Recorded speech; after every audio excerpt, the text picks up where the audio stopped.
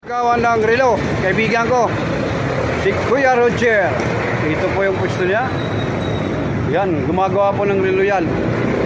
Magaling ito. Upholstery. Relo at upholstery. Oh, yan. Pati upholstery daw, gumagawa yan. Ito po yung mga relo. Mga sira, ginagawa niya.